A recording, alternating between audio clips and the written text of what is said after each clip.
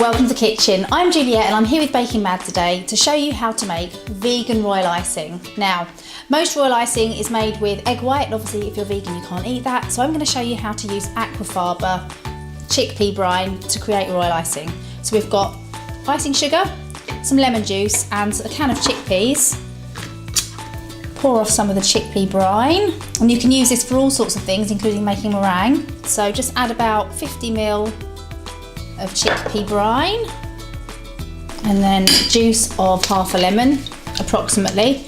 You can add a little bit more lemon juice or a little bit more icing sugar. It's not one of those recipes where you have to be exact to the gram.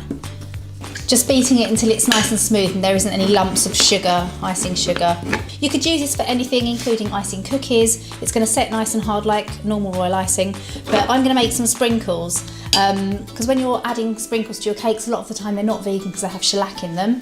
So this is a really fun idea. You can make all sorts of colours, so you could colour coordinate your cake for any occasion. So I've got some nice pink food colouring.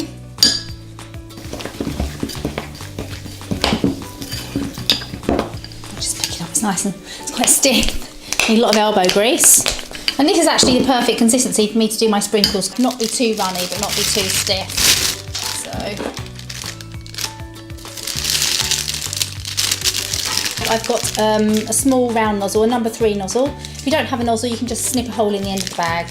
Let the icing flow out of the piping bag and just allow it to drop in a straight line. Whoops, see, this doesn't matter because when it dries, we're going to break it up to be lots of sprinkles. So literally just pipe lines close together on the tray.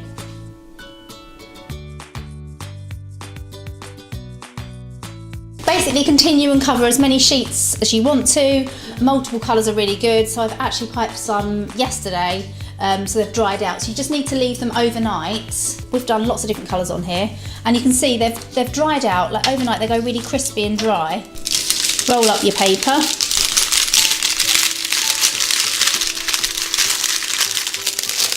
And then just kind of crunch it and pour it into the bowl. So I'm just kind of breaking it all down like this.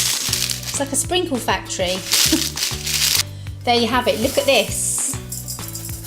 That's so satisfying. All of your vegan sprinkles, they will store for weeks and weeks, ready to go on any cake you like. The recipe for this is just down there. Thanks for watching and see you soon.